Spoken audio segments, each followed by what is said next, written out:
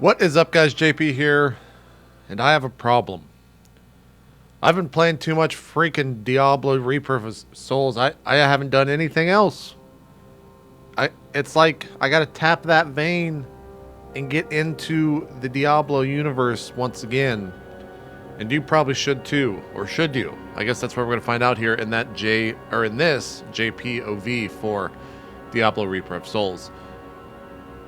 So first off, what's new in Diablo Reaper of Souls? Well, the big thing is that there's a new class. This is it right here. This is the Crusader. I'm currently level 70, which is the level cap now for the expansion. It gave you 10 new levels, 60 to 70. Alongside that, each of the other classes got a new ability that you unlock, I believe, at level 61, and you get all the runes for it, all the way up until 70. And this game is nuts to me because it is the biggest turnaround, I believe, for a video game in a long time.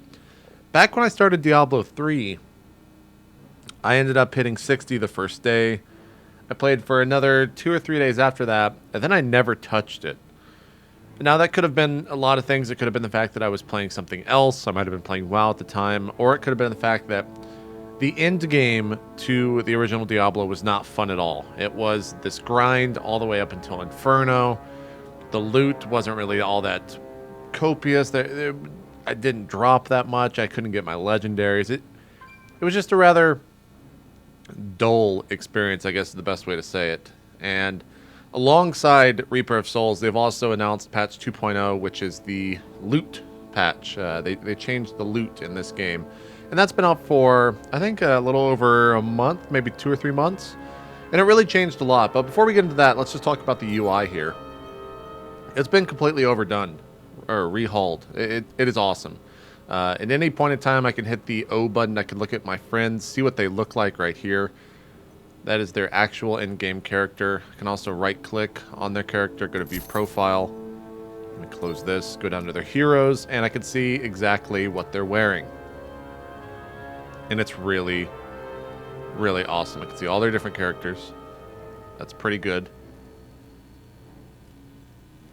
Slain enemies rest in pieces. Are you serious? Are you serious? He's actually got some pretty good gear. See his overall damage.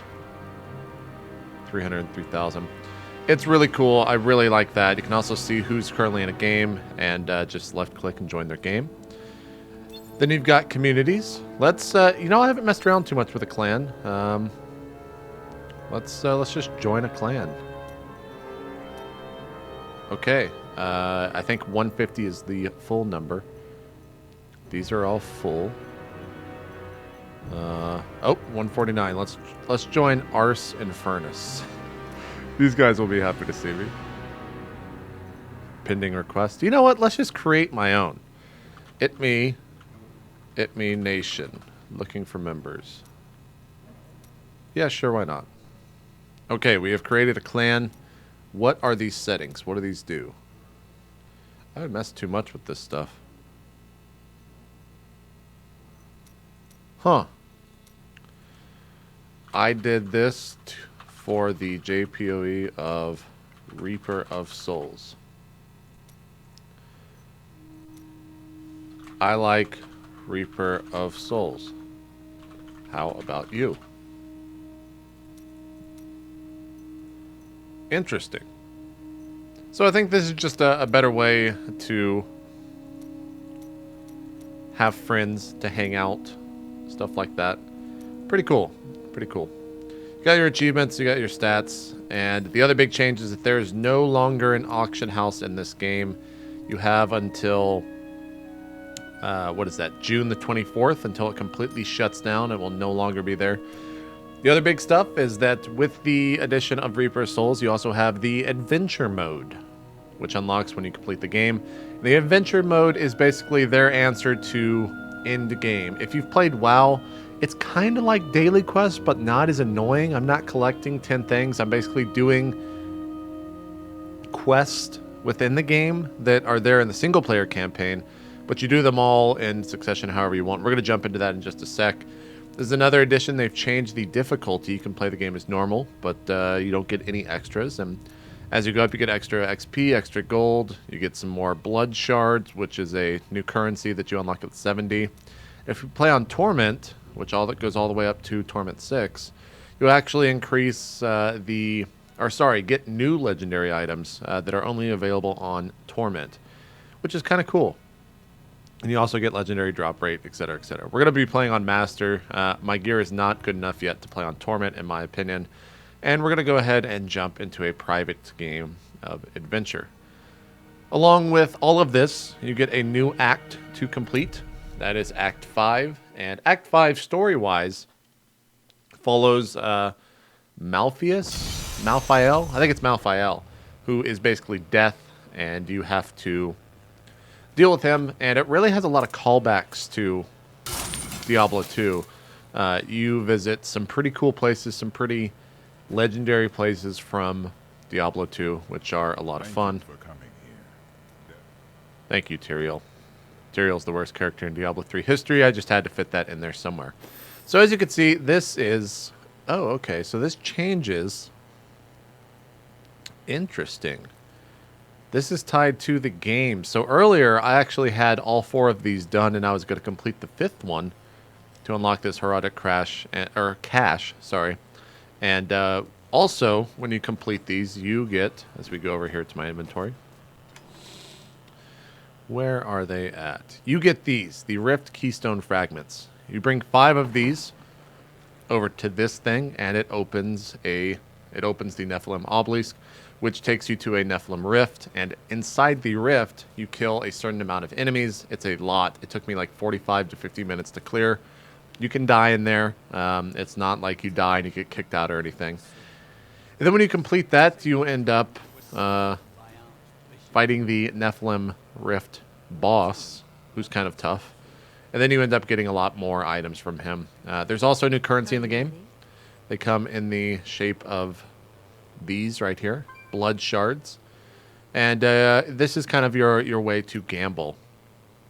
So let's go big. Let's unlock a 2-handed mystery weapon. Let's see what we get. Well, it's a good paper. We got a blue, absolute trash. That I'm embarrassed right now. We're just going to salvage that and say it never happened. Let's just get that out of here. Let's take a look at the skills real quick before we jump into the actual playthrough. Or the actual bounty stuff, and I'll kill some monsters for you guys. This is all of these skills. I'm kind of got a AoE focused build, I guess is the best way to say this. We'll just kind of go through. So Blessed Hammer, if you have played Diablo 2, it's kind of similar to a Hammerton, not really, not exactly. The rune that I have in here causes this electricity to spin around me. It's pretty cool. This is a steed. It's a runaway. The rune that I have in that extends that steed by 3 seconds. Bombardment. It's level 61 ability for the Crusader. It's got a long cooldown, 60 seconds, but it does 3,320 weapon damage to enemies. It does a lot of damage. I quite like it. Heaven's Fury with Ascendancy. It creates this, which actually follows mobs around. It's pretty awesome. It's like an obelisk or an orbital strike, which is really cool. Slash, that's just my normal ability. I get attack speed every time I hit. And then, of course, there's Condemn, which is the new ability. Every time this thing ticks in, it actually brings people towards me. It makes them fall in with Vacuum, which is the rune that I have on it. And then it explodes for 1,100 extra damage. And that's kind of what I've seen a lot of people playing with. Some people are using Fist of the Heavens. I'm not too big into that. For the most part, you can build pretty defensive if you want. I mean, that's a pretty good ability. Sure, if I wanted to play Torment, I could do that. Phalanx is pretty cool. It actually spawns these little guys that run around and fight for you. You have some passives in your laws, but I don't typically use them too much. So yeah. Then you got all of your different passive skills, and I'm not going to run through each and every single one of these. I'm using Holy Cause, which gives 10% holy damage to my weapon.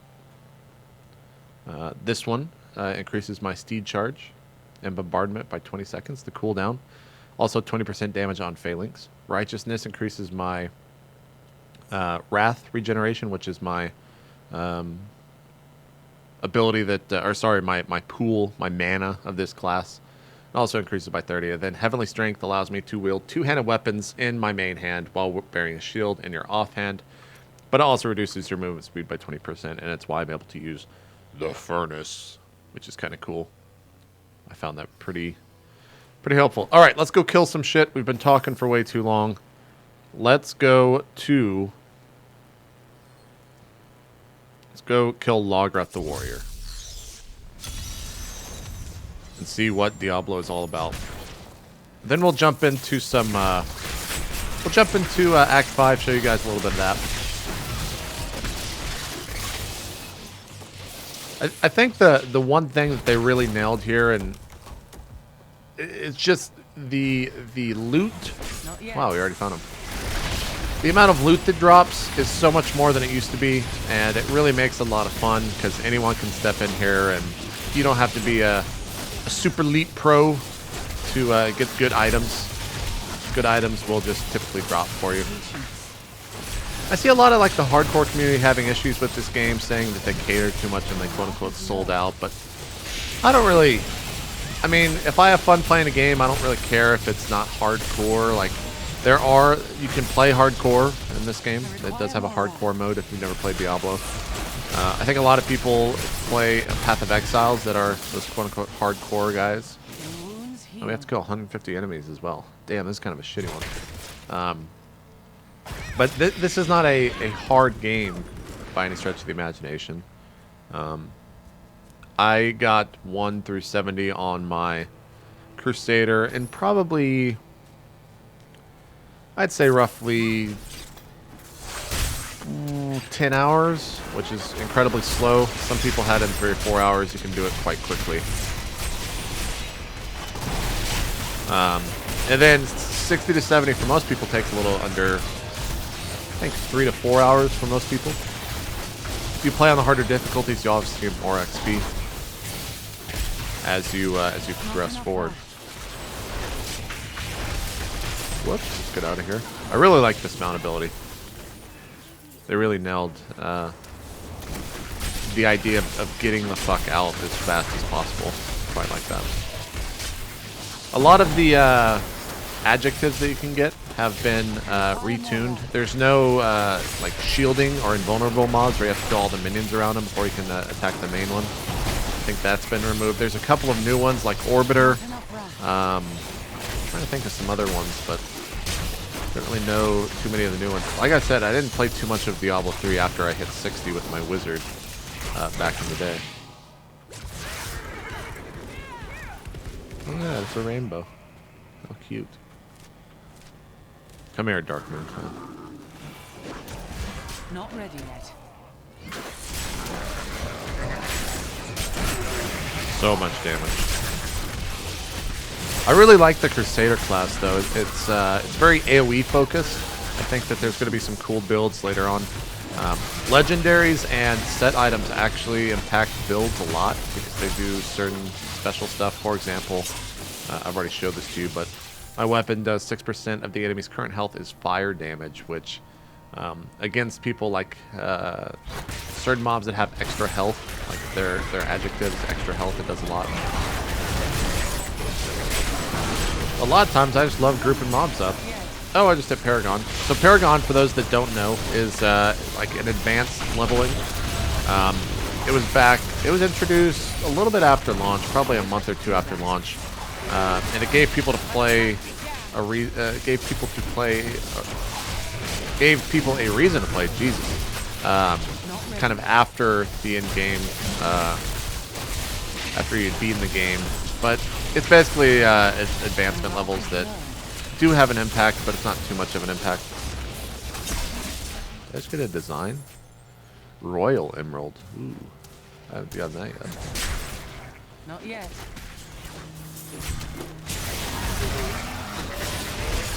Stability-wise, the server was 100% A-OK on launch. I had a hard time creating Crusader right when it launched, but then about 30 seconds after that, it was good to go. And we gotta kill a lot of mobs here.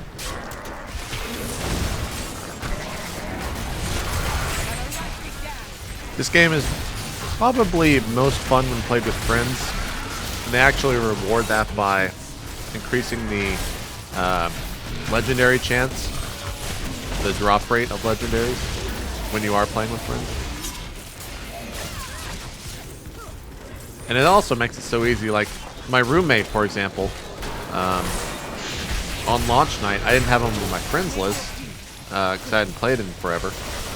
And it actually detected the fact that he was near me. So they've got some sort of tool that will detect if you have other friends on land, which is kind of funny. But I'm not going to give any commentary on that. It's also kind of cool because, hey, you can just jump in and play. They understand that this is a game that you want to play with friends. Oops. How many more mobs do I have to kill? We can go down into the Cave of the Moon. Let's bombard them. Oh, it's so good. It's so rewarding when that hits. It just does so much fucking damage.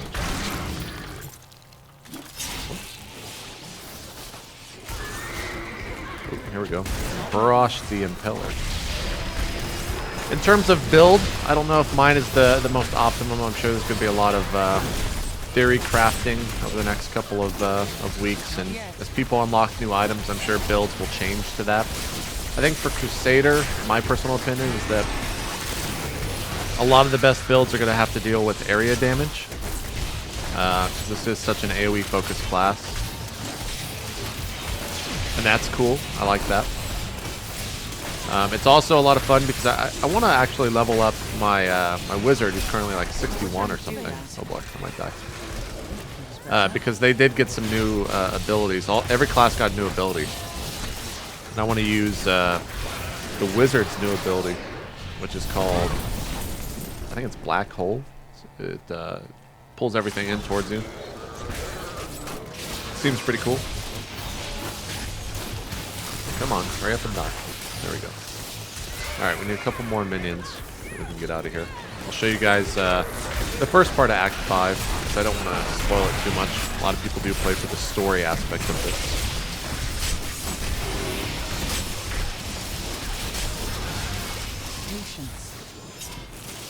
Can't click that.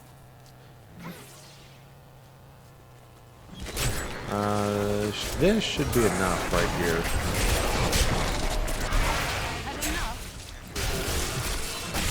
That's gonna kill him.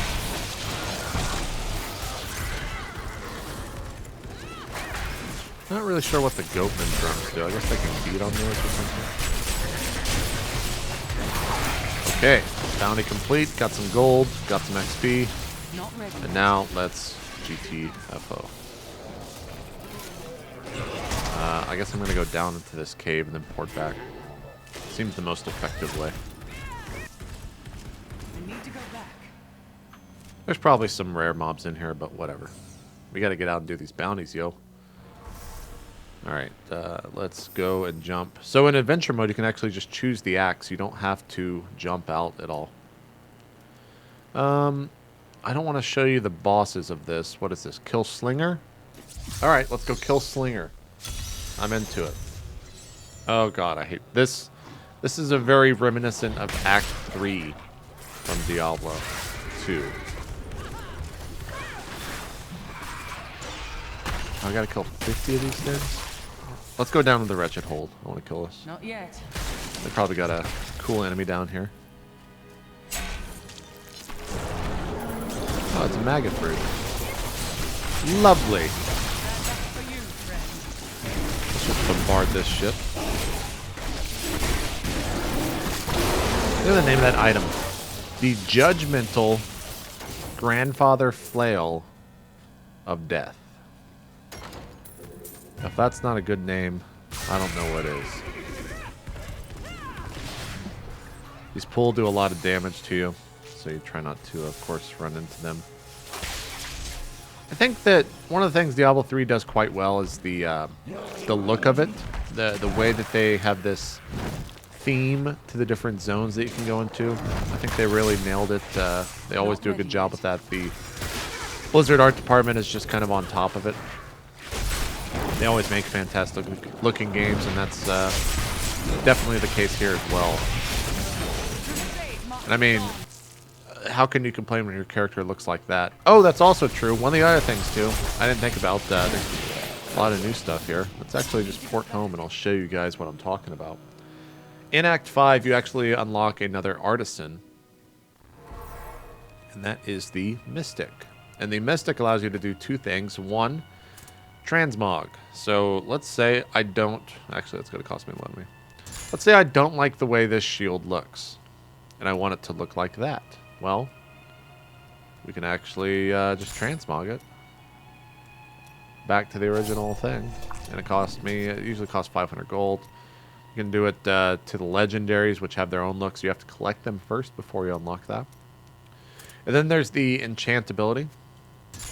So, for example, on this, I got to choose the property to replace. Let's redo the arcane resistance. It's going to cost some mats and some gold, and it's going to roll monsters physical resistance. Yeah, let's take that. Cool. So we just enchanted that shield. And you can do a lot of different enchantments. They cost a lot sometimes, though. Wow. That's a lot of resources. I'm not gonna bother with that. All the other artisans got I think 1 or 2 more levels, which you can of course level up, like I did there. It's gonna cost 5 death's breath, which you get from killing rare mobs most of the time. Damn! Look at that. 200,000 to craft one of these. That is expensive. It's a lot of money. A lot of money indeed. Can I give her this yet? Nope, can't do that till 12. Alright, let's get back in there and kill some mobs. Did you forget to eat again? Shut up. A lot of passive dialogue. Let's see. Come here, Shrieking Terror. Yeah, that thing just become a tough bogey. Now, I probably really even shouldn't be caring about these. Oh boy. A lot of different adjectives on that, but they actually seem to die pretty quickly. These are pretty low HP mobs, I guess. There's a new type of orb that drops. This one, instead of being a red orb, the yellow orb actually drops more stuff for you. Or sorry, it makes you attack more and things like that. Where is this freaking stinger guy? Not ready yet. I know it's not ready. Whoops, hit a trap.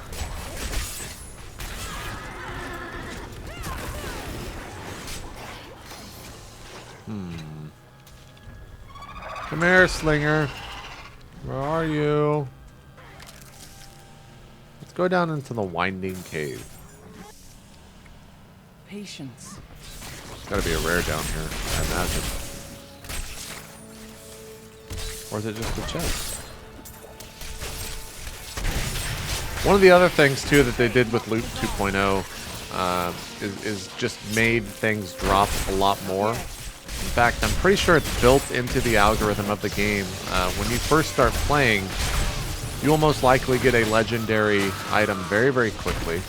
And that legendary item will most likely be a huge upgrade. It's just how the game works now.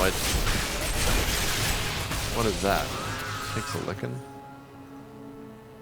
That's weird. Some other random achievement. But it is never, like, what's the best way to describe this? I don't know the numbers. No one knows the numbers. But I always feel like the next legendary is right around the corner. And that's an awesome feeling. I'm not just, like, worried about Magic Find, because I'm pretty sure Magic Find was nerfed. And altogether, it just makes for a better loot experience within the game. Alright, where is this rare mob? I'm doing way too much poo-pooing around. Pools of Reflection give you bonus XP, so now you can see I'm getting bonus XP now for every kill. in my Paragon level. Crusade marches on. You always got to click those decaying skeletons. Never know what you might find. These mobs really aren't doing all that much damage to me.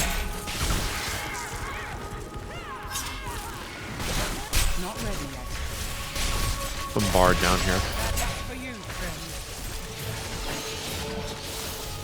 Oh, a Doom Chasm. Not yet. Where the hell is this rare mob down here? I'm not even doing the bounty at this point.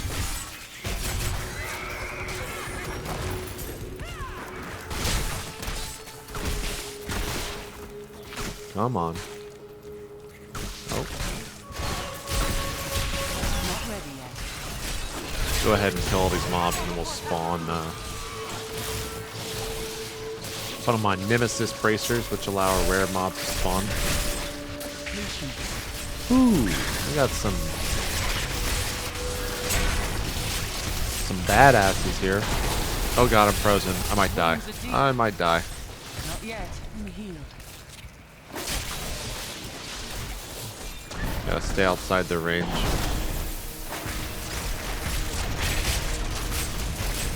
I must wait. This long one's fading. kind of a pain in the ass.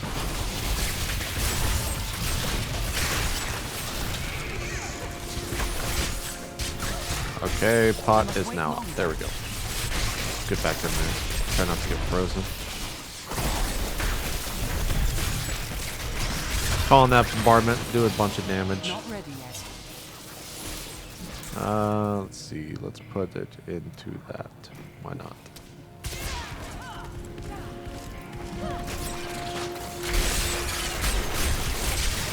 I really should be doing the bounty, but whatever. I just enjoy killing mobs, so I'm gonna keep killing mobs. Not yet. I wonder what's even down here.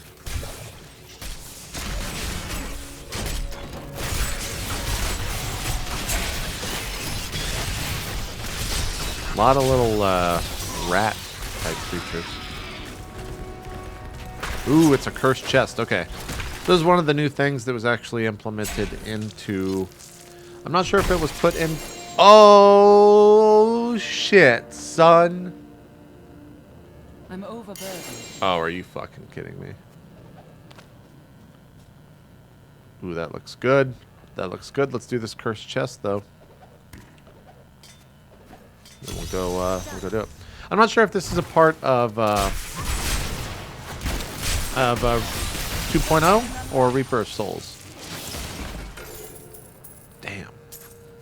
Damn. Okay, cool. I'm glad we came down here because we got that chest. And I think that'll actually be a good little ending point. I'm not sure what else I could show you guys. I'm really interested to see what this is, though. So let's go ahead and open it up. You got to identify these. New transmog. It's got a socket in it, so that's good. Is it going to be better, though? Oh my god, it's a gold skin. Oh my god, that is a sick chest. I've seen a lot. That 100% extra gold for monsters might need to be re-rolled, but 2 empty sockets on a chest, 96 resist all. Let's see how it looks. Let's see how it looks. Oh yeah, look at that. I'm so excited, guys. And I think you can kind of tell why Diablo is great, because stuff like that happens. And it just feels awesome. You just feel so happy to be alive and in the world of Diablo. Which one do I want? Yeah, let's put 2 of these in there. Wait. Do I want to put those in there? I can do 62 dex, 100 vitality. 66. No, we're going to put 100 strength in there for sure.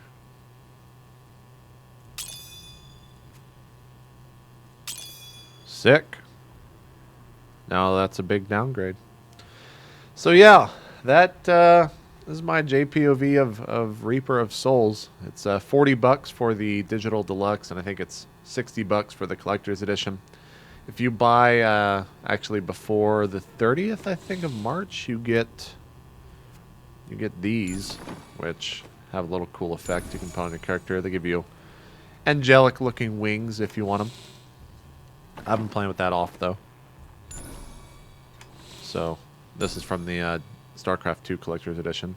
You get Kerrigan's wings is what it is. So yeah, I'm probably going to keep playing this for a little while, at least. I definitely think that they really did a good job making this game fun again, at least for me. I'm having a ton of fun with it, as you can see. And I hope everyone else is too. So if you want to check it out, head on over to battle.net. You can actually just buy it online. It takes not that long to download. And it's a ton of fun. This has been JPOV of Reaper of Souls. I'm JP McDaniel. We'll see you next time, guys. Thank you so much for watching. I'm going to go get that loot.